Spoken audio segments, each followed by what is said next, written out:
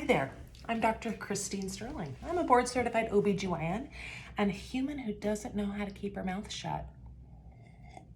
I like to talk about controversial subjects, though I probably shouldn't because truthfully, my direct message inbox would be a lot kinder if I just stayed away from them. But fuck it. Let's talk about the false narrative, the false argument of formula feeding versus breastfeeding, okay?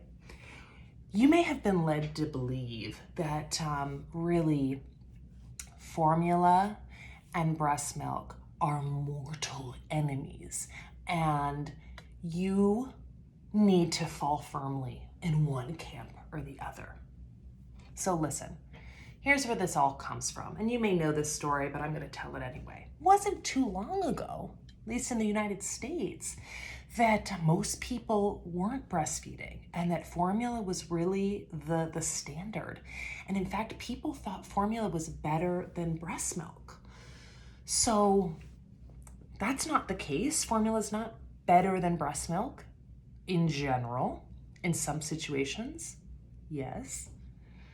So people thought that formula was just as good or better than breast milk. And so that's not true in most cases. Breast milk is freaking amazing, y'all. So when we started discovering, and really not just discovering, but getting the word out that breast milk is magic and does things that formula at this point can't do, especially the formula back then. Formula is better now than it was back when everybody was formula fed.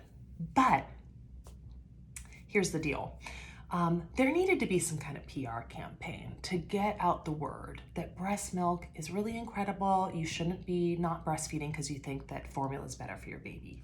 That PR campaign needed to happen because the public didn't know.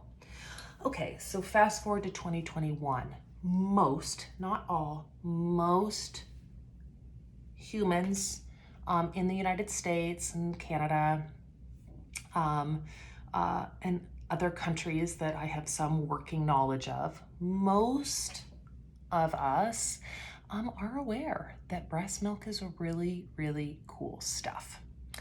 But here's the deal.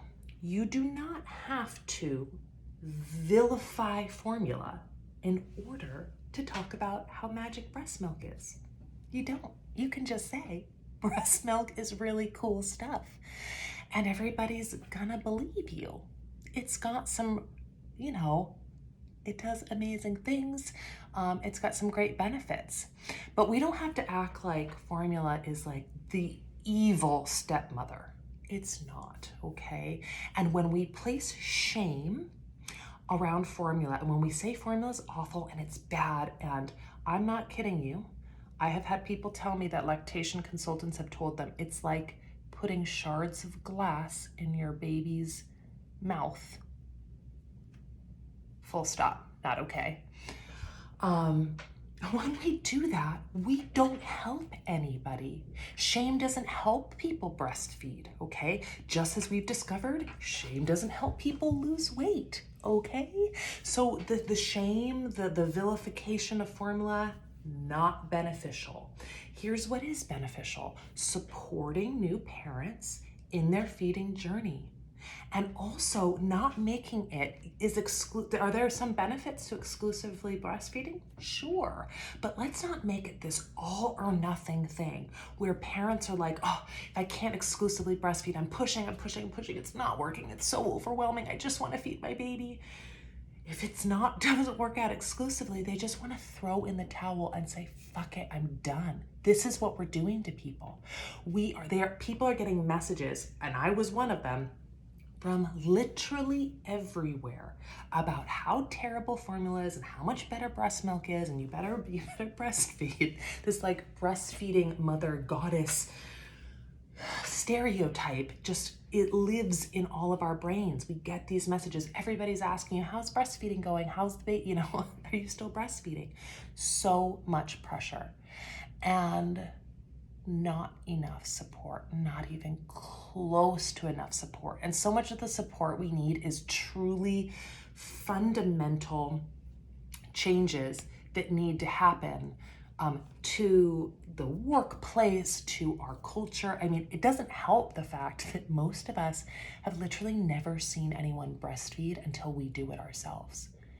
That is definitely something that was not the case for the early humans, right? They were just in community breastfeeding. And so you grew up watching people breastfeed. And now it's like, wait, you want me to do, okay, do you know what if anybody's breastfed, you know what I'm trying to do now.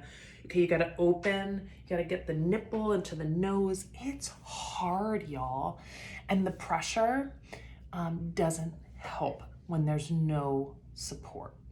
And the shame really, really, really doesn't help. And unfortunately, there's a lot of people out there who just love, like literally seems like y'all are living for it. You're living to shame moms and people who breastfeed about their feeding decisions. But here's the deal. We need to take a look at a holistic perspective of our child's health and well-being, because the well-being of our child is directly correlated to our own well-being and the situation that's in our house. So if we are experiencing postpartum depression in part because we feel like failures because we weren't able to breastfeed, well, that's not helpful to our children's development. Okay, we know that parents, if they're experiencing depression or anxiety, we know that can impact their children. And so we need to take a holistic perspective of a family's wellness, and we need to make feeding decisions that honor the entire familial unit, the breastfeeding person and baby, and not just focus on one aspect of a family's health and happiness, which is nutrition. Nutrition matters, y'all. It matters. It continues to matter for you this day. But also shame around eating and pressure to look a certain way and pressure to fit in. All of these pressures, all of this stress, those things are toxic to us as well. They're toxic to our babies, they're toxic to our families. So I don't pretend that I have all of the answers to this situation. I don't. I know we need more support. I know a lot of the support is pretty substantial changes to the workplace, to paid parental leave, to the availability of lactation support throughout, a breastfeeding journey. We need more. But what we don't need, what we can do right now, is we need to stop shaming people for how they feed.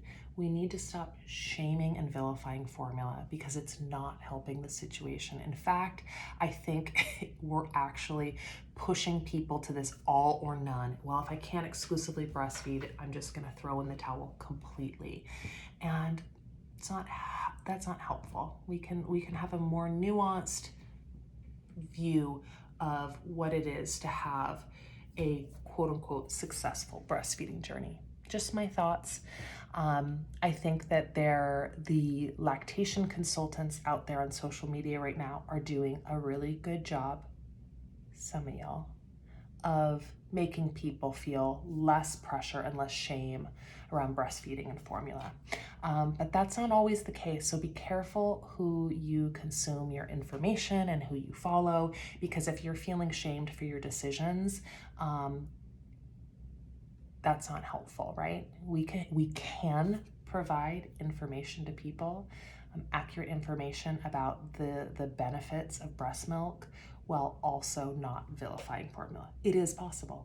It is. I've seen it done many, many times. Okay? Which is one of the reasons why inside of the Sterling Parents membership, which is the sponsor for this episode of Fuck It with Dr. Sterling, inside the Sterling Parents membership, we selected a IBCLC, an International Board Certified Lactation Consultant, to come and do our membership and support our members and do monthly Q&As with our members. We selected her very carefully, and we love her. Her name is Sabrina Barber, and she's our resident IBCLC. and she provides that type of support without shame, and is just a phenomenal resource.